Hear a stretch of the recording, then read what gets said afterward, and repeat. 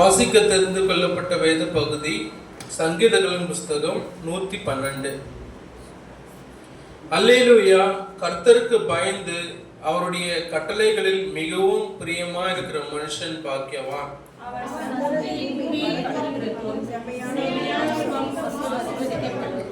ஆஸ்தியையும் ஐஸ்வர்யமும் அவன் வீட்டில் இருக்கும், அவனுடைய நீதி என்றைக்கும் நிற்கும்.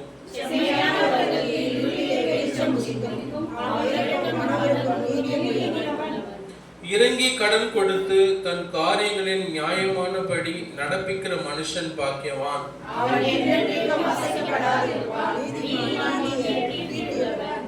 துர்ச்செய்தியை கேட்கிறதினால் பயப்படான்.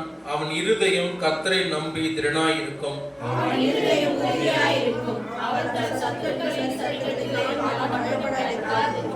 வாரி இறைத்தான், ஏழைகளுக்கு கொடுத்தான். அவனுடைய நீதி என்றென்றைக்கும் நிற்கும்.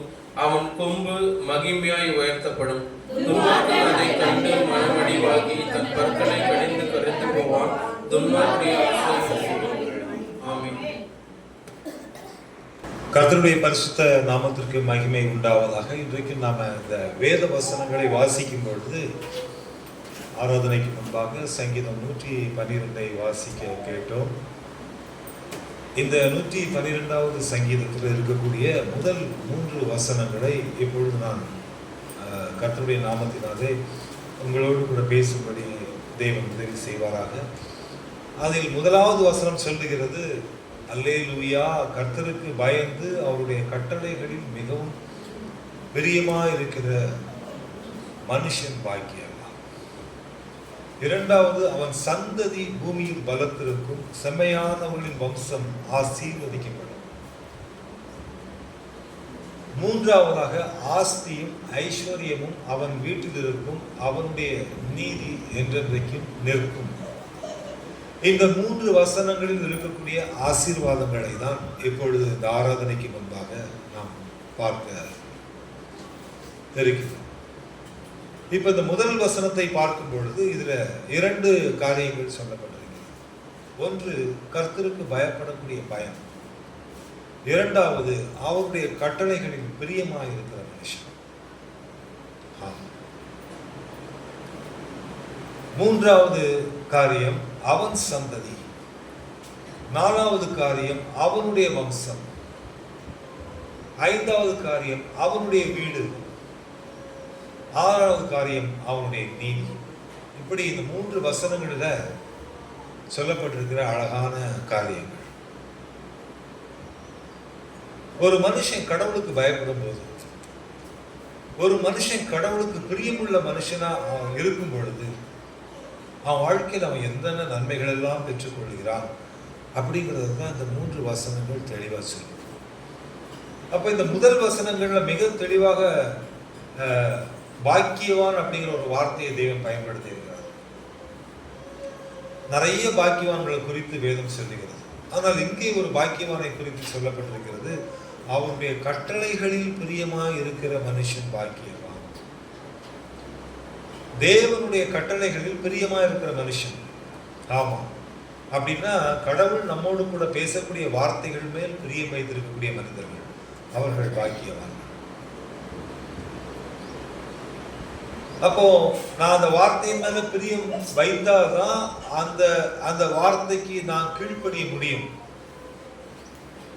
யார் கடவுளுடைய வார்த்தையின் மேல் பிரியம் வைத்திருப்பார்கள், கடவுளுக்கு பயப்படக்கூடியவர்கள், கீழ்ப்படியக்கூடியவர்கள், இவர்கள் தான் கடவுளுடைய வார்த்தையின் மேல் பிரியமா இருப்பார்கள். வேற யாரும் பிரியமா இருக்க முடியாது.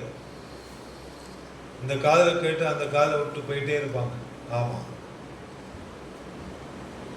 இப்போ இந்த கட்டளையை குறித்து பார்க்கும் பொழுது, ஆதாம் முதல் மனுஷன், நம்ம எல்லாருக்குமே தெரியும், தேவனால் உண்டாக்கப்பட்ட மனிதன்.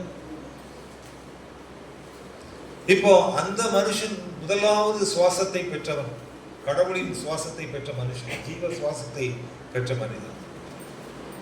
அவனுக்கு தேவன் ஒரு கட்டளையை கொடுக்கிறார். அதுதான் ஆதியாகமம் 2வது அதிகாரத்துல 16-17 வசனங்களை பார்க்கும் பொழுது, தேவனாகிய கர்த்தர் மனுஷனை நோக்கி, நீ தோட்டத்தில் உள்ள சகல விருட்சத்தின் கனியையும் புசிக்கவே புசிக்கலாம், ஆனாலும் நன்மை தீமை அறியத்தக்க விருட்சத்தின் கனியை புசிக்க வேண்டாம், அதை நீ புசிக்கும் நாளில் சாகவே சாவாய் என்று கட்டளையிட்டார். அப்படின்னா ஆண்டவர் ஒரு காரியத்தை வார்த்தையின் மூலமா நம்ம கூட பேசுறார். அந்த வார்த்தைக்கு கீழ்ப்படிவதும், அந்த வார்த்தையை ஏற்றுக்கொள்வதும், அந்த வார்த்தையின் மேல் பிரியமா இருப்பதும், அந்த வார்த்தைக்கு பயப்படுவதும் தான், அதுக்கு பேர் தான் பார்த்துச்சுன்னா பிரியமா இருக்கிற மனுஷன், கீழ்ப்படுகிற மனுஷன். அதற்கு பேர் தான் பார்த்துச்சுன்னா தேவனுடைய கட்டளை, அந்த கட்டளையை ஏற்றுக்கொள்கிறவன் அப்படின்னு அர்த்தம். இப்ப ஆதாமை நோக்கி இவர் இந்த காரியத்தை சொல்றார். அந்த மனுஷனை நோக்கி நீ புசிக்க வேண்டாம்னு சொல்றார்.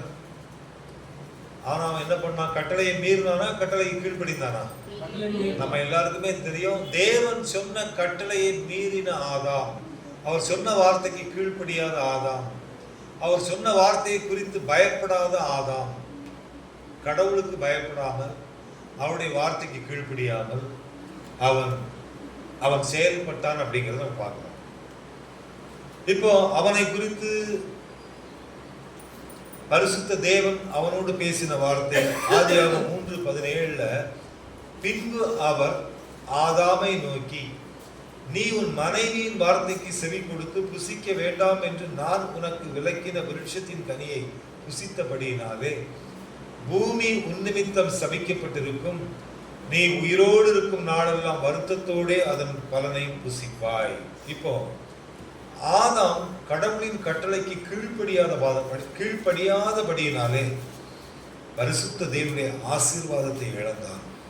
ஆமா, அவன் நம்ம எல்லாருக்குமே தெரியும், அவனை பரிசுத்த தேவன் அவர் உண்டு பண்ணி வைத்த அழகான ஏதேன் தோட்டத்திலிருந்து அவனை துரத்தி விட்டார். அந்த மறுபடியும் அந்த ஏதேன் தோட்டத்திற்குள் நுழையாதபடிக்கு அங்கே கேருபீன்களையும் சுடரொளி பட்டயத்தையும் காவலுக்கு வைத்தார்.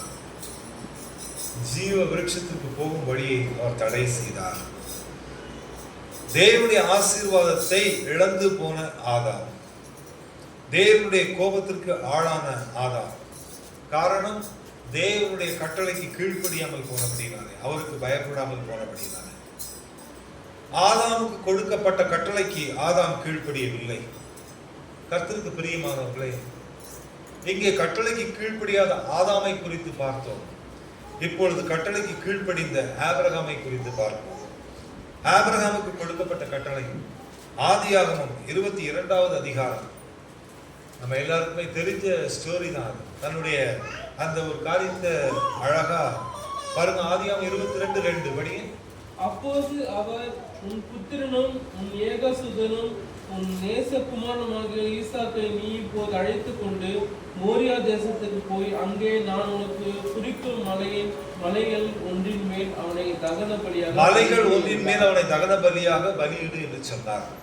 பாருங்க, இங்க ஆதாமுக்கு ஒரு கட்டளையை கொடுத்தது போல ஆபிரகாமுக்கு ஒரு கட்டளையை கொடுக்கிறார். நீ உன் புத்திரன், உன் ஏகசுதன், உன் நேசகுமாரன் அவனை அழைச்சிட்டு போ, நான் சொல்லும் இடத்தில் அவனை தகன பலியாக பலியிடு அப்படிங்கிற ஒரு வார்த்தையை அங்க சொல்றார். இப்போ ஆதாம் தேவனுடைய கட்டளைக்கு கீழ்ப்படியவில்லை, ஆபிரகாம் கர்த்தருடைய கட்டளைக்கு கீழ்ப்படிதானா இல்லையா? ஆபிரகாம் அதிகாலையில் எழுந்து அப்படின்னு 3வது வசனம் அழகா துவங்குகிறது.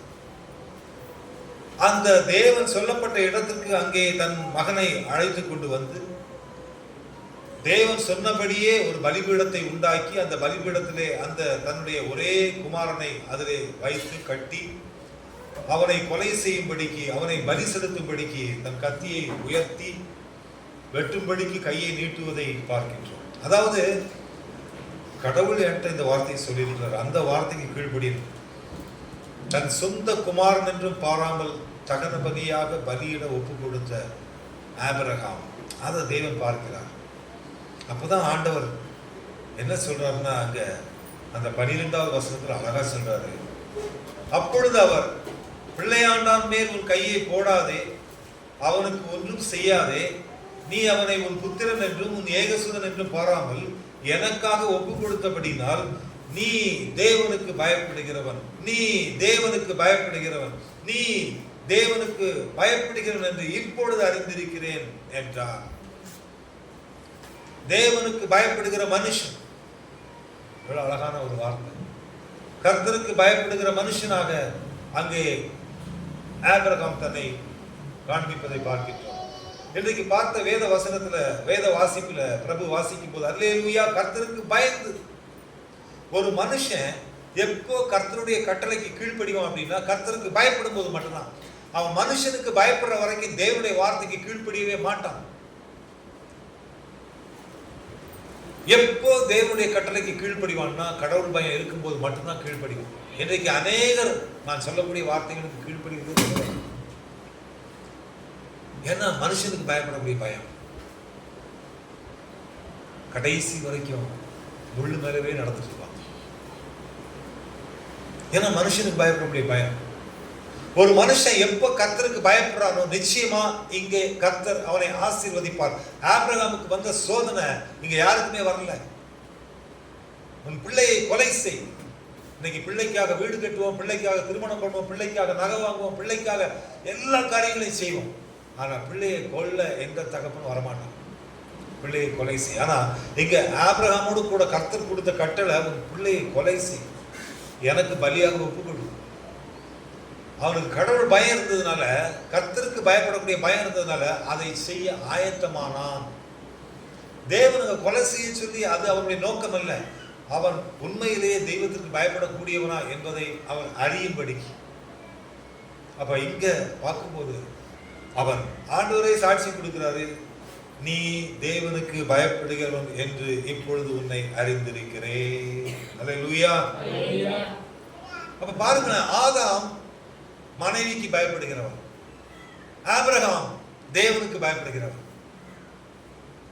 The difference between two saints, ரெண்டு பரிசுத்தவான்களுக்கு இடையில இருக்கக்கூடிய வித்தியாசம். ஆமா, அவன் மனுஷனுக்கு பயந்தபடினால, யாரு? ஆதாம் துரத்தப்பட்டான், வேர்வை சிந்தினான், வேதனை பெருகிட்டு சபிக்கப்பட்டான், கர்த்தருடைய கோபத்திற்கு ஆளானான், தள்ளப்பட்டான். ஆபிரகாம் கர்த்தருக்கு பயப்படுகிறவன். ஆமா, மனுஷனுக்கு பயப்படக்கூடியவனுக்கும் தேவனுக்கு பயப்படக்கூடியவனுக்கு இருக்கிற வித்தியாசத்தை நீ உணரணும் இந்த காலையில. ஆமா, இந்த ஆபிரகாம் தேவனுக்கு பயப்படக்கூடியவன். அதனால தன்னுடைய வாழ்க்கையில, தன்னுடைய குடும்பத்துல என்ன பிரச்சனை வந்தாலும் பரவாயில்ல, என்ன நடந்தாலும் பரவாயில்ல, நான் தேவனுக்கு பயப்படக்கூடியவன். இதைத்தான் இங்கே ஆபிரகாம் வெளிப்படுத்துறான்.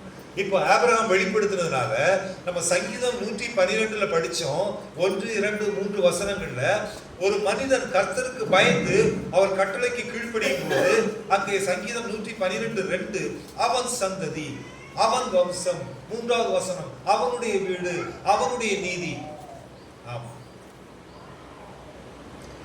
இப்போ அந்த விஷயம், அந்த சங்கீதம் 112 படித்த முதல் 3 வசனங்கள்ல இருக்கக்கூடிய ஆசீர்வாதங்கள் எல்லாம் இங்க ஆபிரகாமுக்கு வருது பாருங்க. ஆதியாகமம் 22:17 சொல்லுகிறது, நான் உன்னை ஆசீர்வதிக்கவே ஆசீர்வதித்து, ஆமா, நான் உன்னை ஆசீர்வதிக்கவே ஆசீர்வதித்து உன் சந்ததியை, ரொம்ப அழகா சொல்லப்படும், உன் சந்ததியை. நம்ம சங்கீதம் 112:2 பார்த்தோம், அவன் சந்ததி, அவன் சந்ததி. ஆண்டவருக்கு சொல்றாரு ஆபிரகாமுக்கு, உன் சந்ததியை. எவ்வளவு அழகான, வானத்து நட்சத்திரங்களைப் போலவும் கடற்கரை மணலைப் போலவும் பெருகவே பெருகப்படுவேன் என்றும், உன் சந்ததியார் தங்கள் சத்துருக்களின் வாசல்களை சுதந்திரித்துக் கொள்ளுவார்கள் என்றும். எவ்வளவு அழகா ஆபிரகாமை கர்த்தர் ஆசீர்வதிக்கிறார். அடுத்து சொல்றார் 18வது வசனத்துல, நீ என் சொல்லுக்கு கீழ்ப்படிந்தபடினால் உன் சந்ததிக்குள் பூமியில் உள்ள சகல ஜாதிகள் ஆசீர்வதிக்கப்படும் என்று என் பேரில் ஆணையிட்டேன் என்று கர்த்தர் சொல்லுகிறார். அல்லேலூயா. பாருங்க, சங்கீதம் 112:2 படிச்சோம், அவன் சந்ததி பூமியில் பலத்திருக்கும், செம்மையானவர்களின் வம்சம் ஆசீர்வதிக்கப்படும். அந்த வார்த்தை இங்க ஆதியாகமத்துல ஆபிரகாமிடத்தில் நிறைவேறுகிறதை நாம் பார்க்கின்றோம். கர்த்தருக்கு பிரியமானவர்களே, இன்றைக்கும் நாம் தேவனுடைய கட்டளைகளுக்கு கீழ்ப்படியக்கூடிய பிள்ளைகளாக நாம் காணப்படும் பொழுது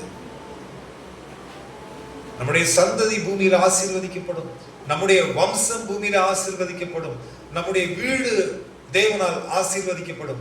தேவன் நமக்கு நீதி செய்வார். ஆபிரகாமுக்கு நீதி செய்தாரா இல்லையா?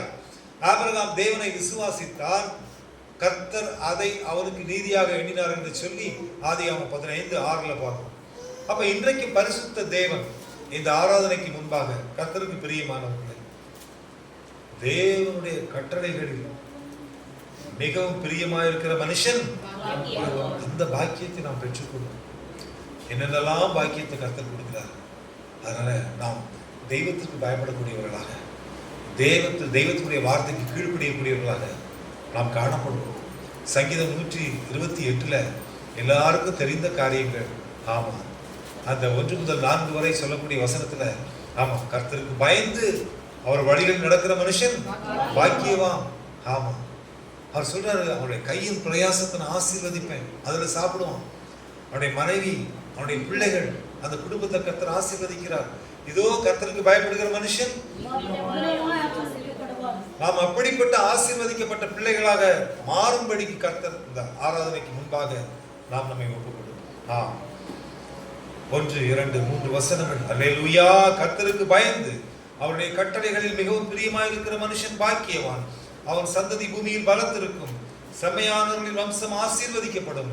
ஆஸ்தியும் ஐஸ்வர்யமும் அவன் வீட்டில் இருக்கும். அவருடைய நீதி என்றென்றைக்கும் நிலைத்திருக்கும், நிலை நிற்கும். ஆம், இப்படிப்பட்ட பாக்கியத்தை பெற்றுக்கொள்ளும்படிக்கு நாம் ஆயத்தமாவோம். கர்த்தருக்கு பயப்படுவோம், அவர் வார்த்தைக்கு கீழ்ப்படிவோம். கர்த்தர் தாமே உங்களை ஆசீர்வதிப்பாராக. தேவனை ஆராதனை செய்வோம்.